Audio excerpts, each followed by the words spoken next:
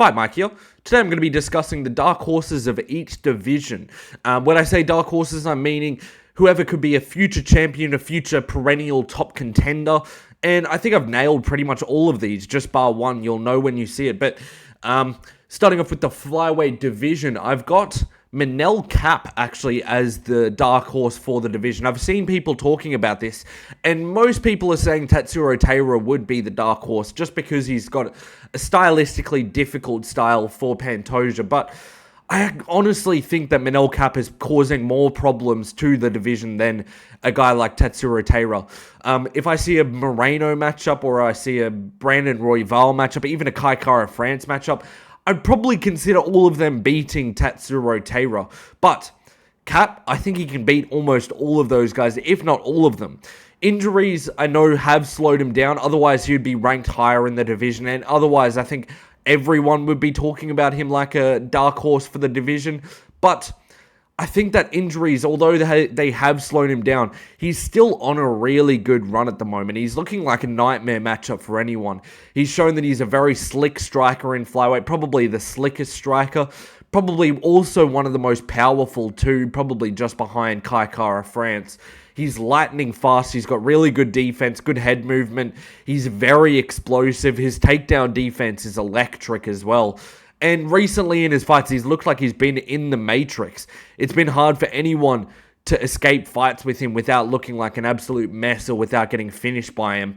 And he's already had a solid debut and solid performance against a guy like Pantoja. So he's probably a pretty good guy to have in this dark horse part of the division, just because every striker is going to find him a nightmare just because he's faster than all of them. His reflexes are amazing.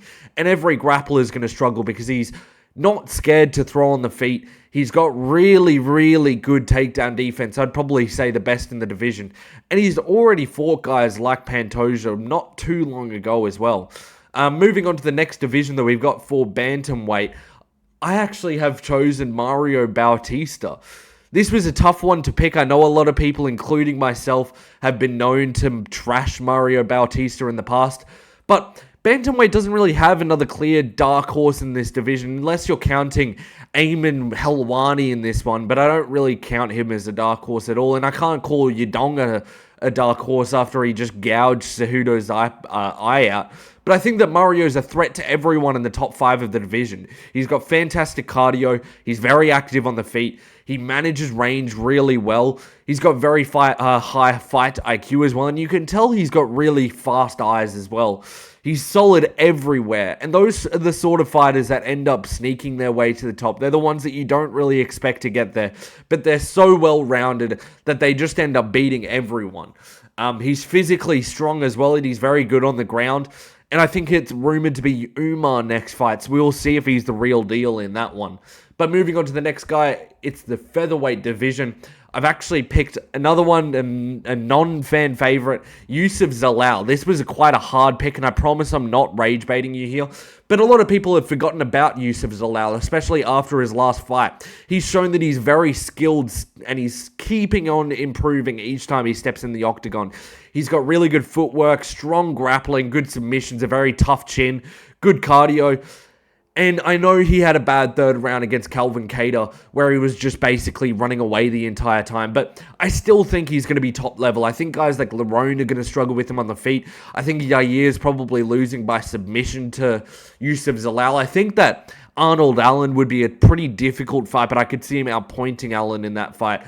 And he's just a super technical guy. I could see him climbing to a title fight, no matter how much I wish he wouldn't. But he's a very good fighter. He's already proved it to the former champion of the division, Ilia Topuria, that he could hang with Ilia, even though it was a short notice fight for Ilia. He wasn't just getting cleavered the entire time, and he made it to a decision in that fight. Very impressive performance that one is, and he's had good performances after that. Moving on to the lightweight division, we've got no one. Yes, that is right. Lightweight doesn't have a dark horse of the division. I've actually realized that lightweight's probably one of the weakest divisions when it comes to up-and-coming contenders for the division. It's really not the best one for that.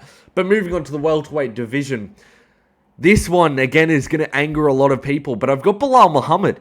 And before you say he can't be a dark horse just because he's already had the belt, I disagree. I think a lot of people are saying Shavkhat, or they're saying Sean Brady, or they're saying like a Michael Morales. So if no one's talking about Bilal being a title threat anymore, I think he can be a dark horse. And that's the thing. I think I pick Bilal over every other fight in the division that's not JDM. I think he boxes up Shavkhat and Brady. I think he defends all of Usman's takedowns and again boxes him up.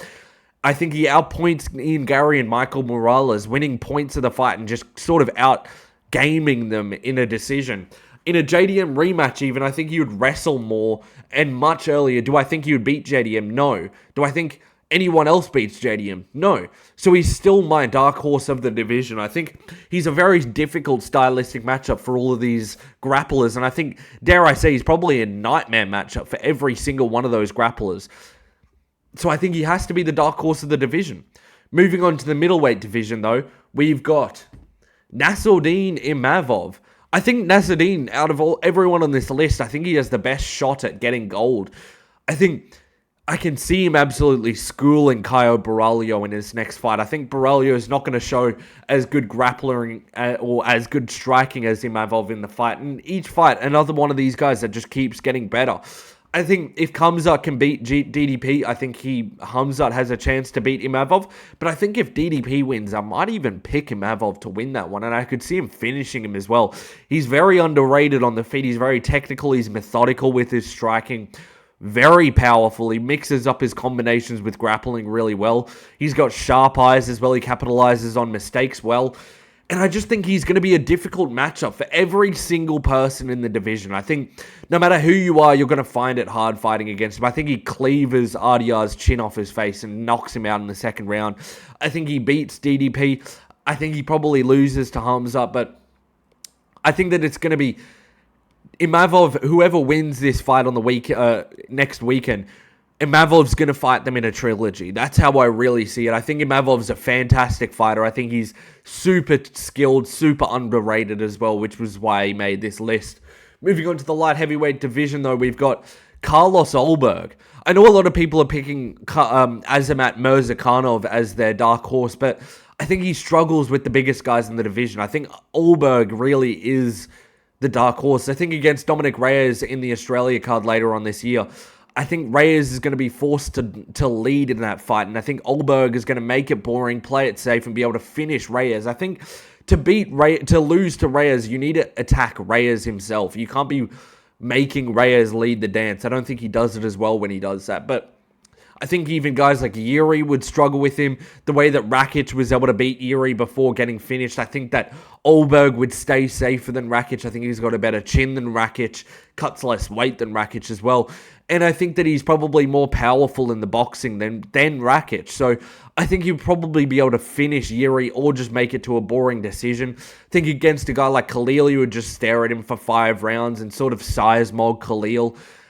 I think Magomed beats him to a boring decision loss, but I even could see Ulberg beating Pereira, just using grappling, making it boring again. I think he's very good, and I think that everyone in the division is going to find it very difficult fighting against a guy like Ulberg, a guy who's so methodical, so slow with his fighting that I think everyone's going to find a little bit of troubles with him. Moving on to the last guy I was going to break down, it's the heavyweight division. It's Jailton Almeida. Look, I would love to sit here and tell you, yeah, Derek Lewis is the best one. He's easily the dark horse of the division, but that's just not true. For heavyweight, I just had to pick the only guy that can grapple, and that's Jailton Almeida. He's got very average striking, but his ground game is absolutely elite. I think he beats Volkov. I think he beats Garn. I think he beats Blades even in a rematch. Hopefully he doesn't beat Tom, though, if he ever comes up against him. But I think that for the rest of Jailton's career, until he has like a speed decline, he's going to be in the top 5 the entire time. He is such a difficult stylistic matchup for everyone in the top part of the heavyweight division.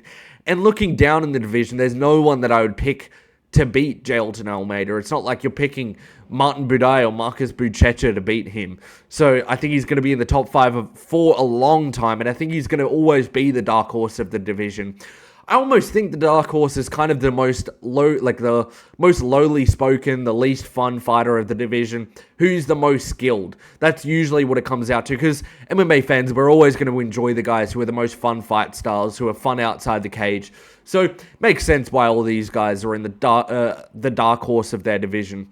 That's it for the video. Let me know what your dark horse picks are in the comment section below. If you enjoyed the video, leave a like and subscribe, and I'll catch you next time. Peace.